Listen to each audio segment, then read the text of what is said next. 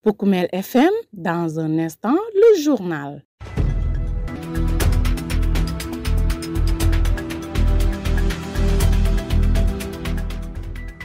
Mesdames, Messieurs, merci de votre fidélité sur Poukoumel FM, la 106.0. Voici les titres de votre principale édition d'information. Goudomp en vigilance maximale face à la menace de la fièvre de la vallée du Rift. Les services vétérinaires intensifient la surveillance du cheptel et sensibilisent les éleveurs. Un soulagement pour les élèves du centre de formation forestière de Bounkiling.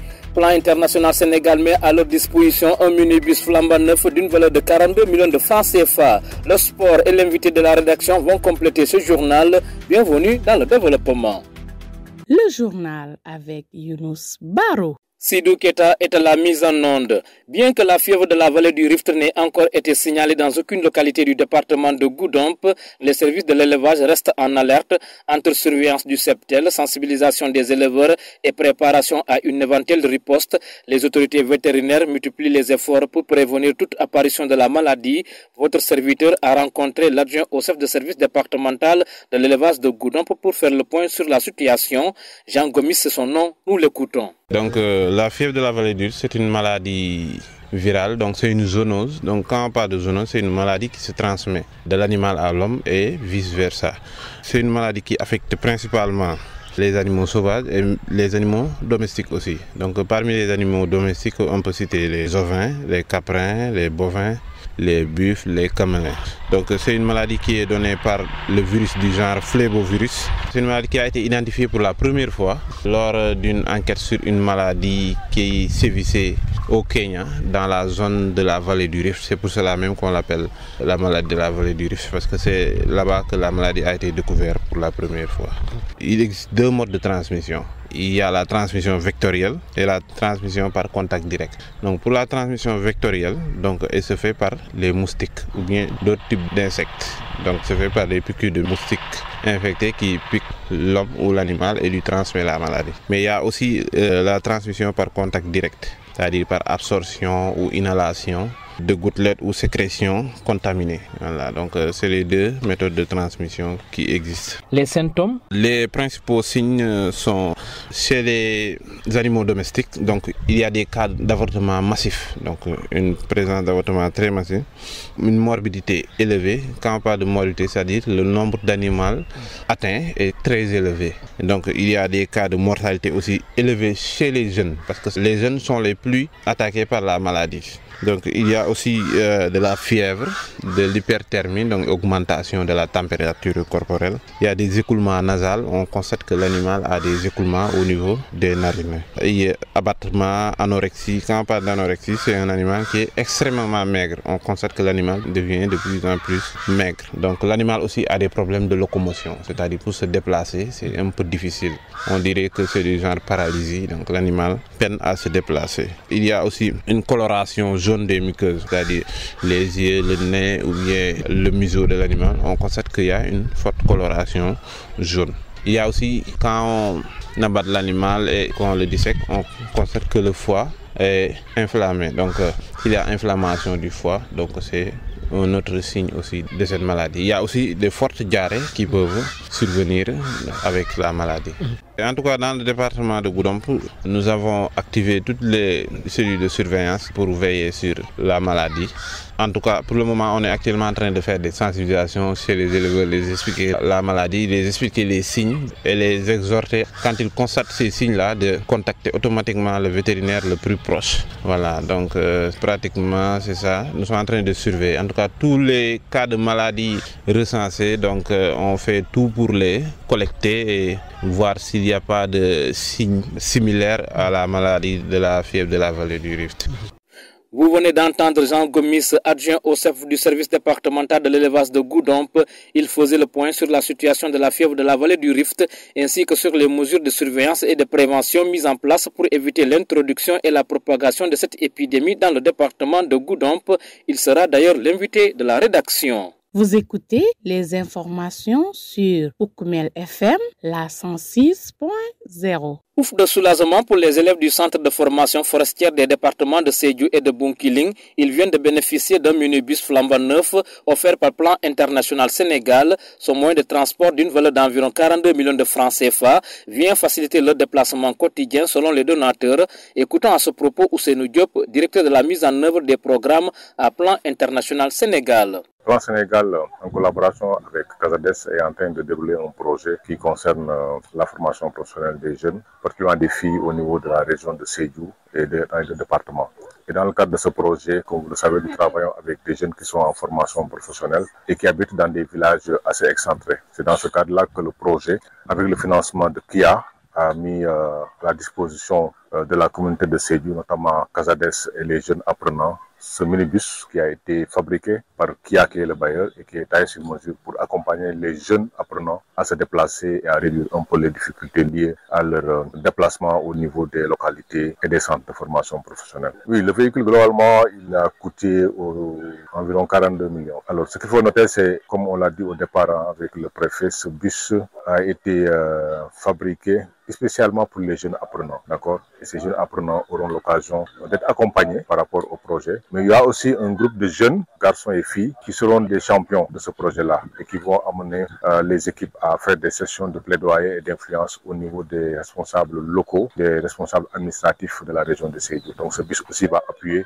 dans le paquet relatif un peu à cette campagne de plaidoyer, relatif en tout cas aux aspects techniques liés à l'emploi, à la formation professionnelle et technique des jeunes et des filles en particulier. Maintenant, dans les perspectives, comme vous le savez, nous sommes en relation avec plusieurs bailleurs. L'occasion, c'est de travailler avec le partenaire Casades qui est là, qui est spécialiste et qui maîtrise bien la région de Sédhiou, et de concevoir d'autres projets qui pourraient peut-être amener une plus-value en termes de logistique ou bien en termes de véhicules pour les autres apprenants. Pour la coordonnatrice du Casades, partenaire stratégique de Plan International Sénégal dans le cadre de ce programme, cette initiative vise également à répondre aux cas de violence dont sont souvent victimes les filles sur les routes, mais aussi à lutter contre les abandons enregistrés dans les centres de formation. Elle s'appelle Awa Dramé. Je vous propose de l'écouter. Oui, le partenariat entre Casades et Plan International est parti d'un constat au niveau de la région de Sédhiou. On a constaté qu'au niveau de la région de Sédhiou, le problème d'emploi se pose. Alors, les gens sont là, le besoin d'apprentissage est là. Les apprenants ont des difficultés d'aller au niveau des centres pour faire des formations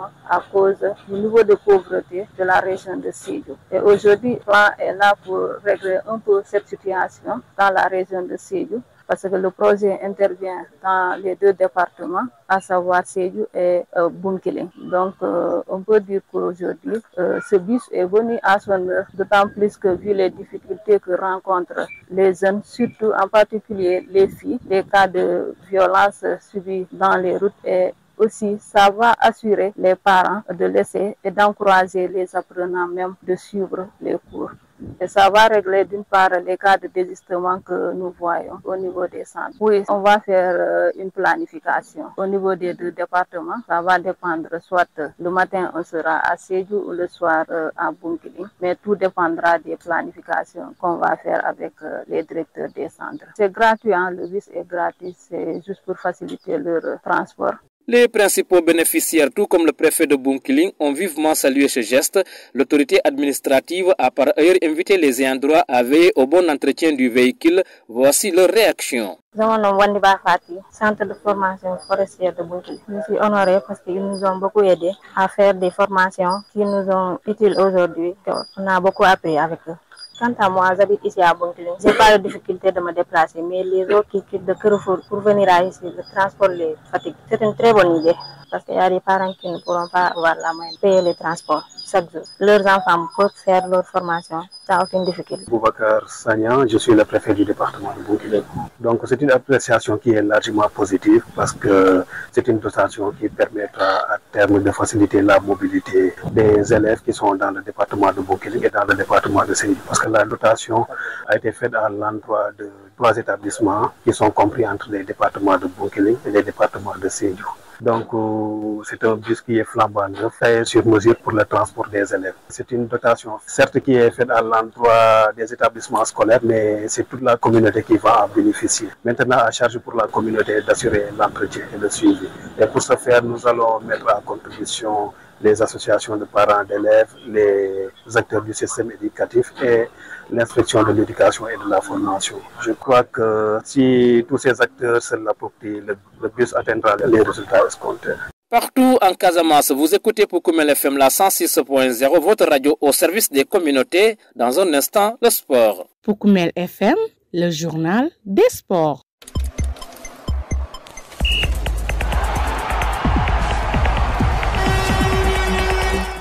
Une seule note à retenir pour cette actualité sportive. Les athlètes sénégalais se sont illustrés à la 54e édition des championnats du monde de tir sportif qui se tiennent actuellement en Égypte du 6 au 18 novembre. Chez les dames, Sornagnan a brillé avec un score de 517 points au pistolet à l'air comprimé sur les 10 mètres, lui valant à la 98e place mondiale.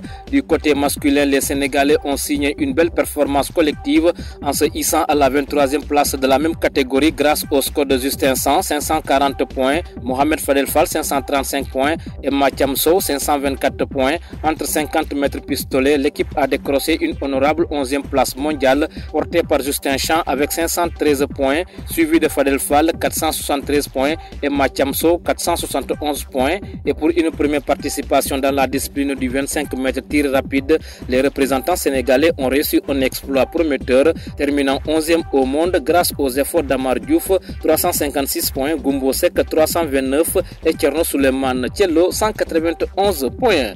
Accueillons à présent l'invité de la rédaction, Jean Gomis, adjoint au chef du service départemental de l'élevage de Goudomp. Dans cet entretien accordé à votre serviteur, il fait le point sur la situation de la vallée du Rift ainsi que sur les mesures de surveillance et de prévention mises en place dans le département de Goudomp pour éviter l'introduction et la propagation de la maladie. Monsieur Jean Gomis, il y a la fièvre de la vallée du Rift qui secoue actuellement le Sénégal. C'est quoi d'abord la fièvre de la vallée du Rift? Donc la fièvre de la vallée du Rift, c'est une maladie virale, donc c'est une zoonose. Donc quand on parle de zoonose, c'est une maladie qui se transmet de l'animal à l'homme et vice-versa.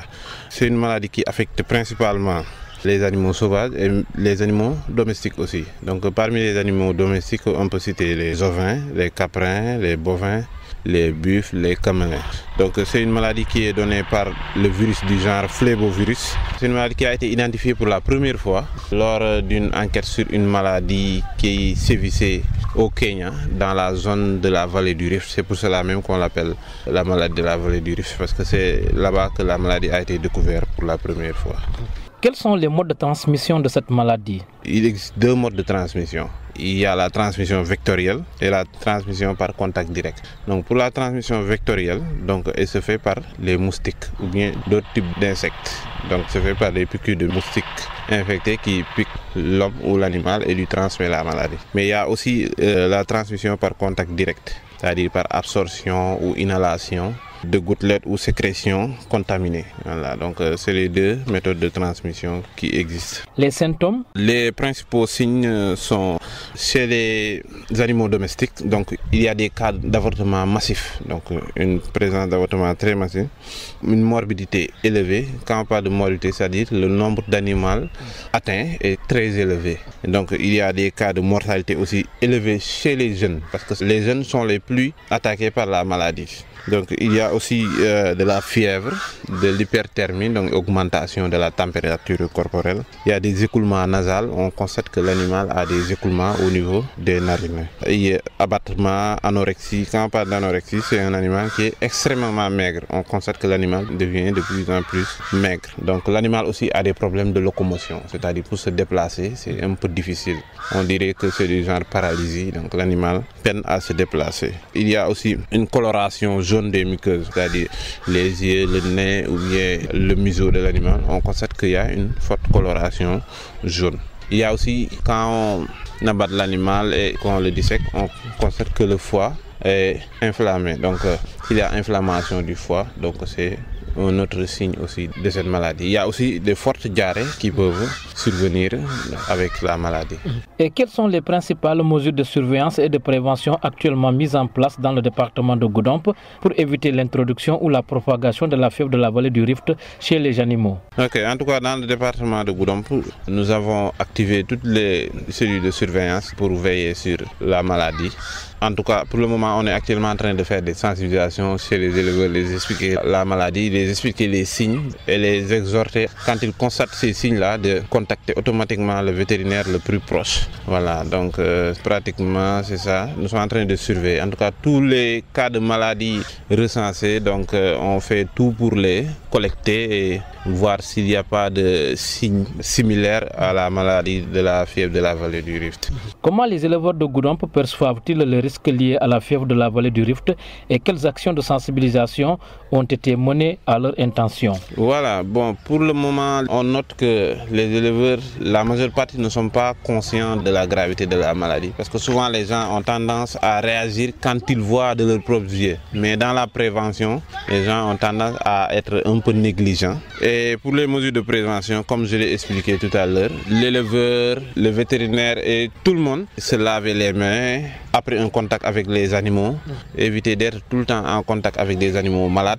Et si on a de la viande, donc bien les cuire, donc pour ne pas contacter la maladie. Et même le lait aussi, faire très attention au lait des animaux qu'on consomme. Monsieur Gomis, pour finir, en cas d'apparition d'un cas suspect de la fièvre de la vallée du Rift, quel serait le dispositif de réponse prévu par les services de l'élevage que vous êtes? Nous, dans la surveillance des épidémies, donc si on constate un cas, c'est ce qu'on appelle chez nous une suspicion, parce qu'on n'a pas encore la confirmation. Donc si on suspecte une maladie, on fait des prélèvements. Et des prélèvements qu'on envoie au labo. Et c'est au labo de nous confirmer exactement c'est telle maladie ou telle maladie. Et c'est à partir de ça qu'on va déclencher le système de surveillance, le système de suivi de la zone ou bien du troupeau infecté. Tous nos agents sur le terrain seront informés et surtout les autorités aussi seront informées. Les autorités sanitaires, santé humaine seront informées et seront mis dans le dispositif d'intervention pour gérer la situation.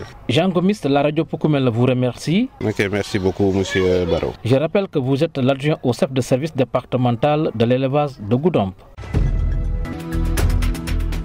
Voilà, cette édition est maintenant terminée. Le rappel de ses principaux constituants. Goudomp en vigilance maximale face à la menace de la fièvre de la vallée du Rift. Les services vétérinaires intensifient la surveillance du cheptel et sensibilisent les éleveurs. Un soulagement pour les élèves du centre de formation forestière de Bounkiling. Plan international Sénégal met à leur disposition un minibus flambant neuf d'une valeur de 42 millions de francs CFA. Le sport et l'invité de la rédaction ont complété ce journal, mis en onde par Sidou Keita, que nous remercions infiniment. Grand merci également à vous, chers auditeurs, pour l'écoute attentive et toutes nos excuses pour la non-disponibilité de la version mandingue. À la présentation, c'était Younous Barreau. Merci et au revoir.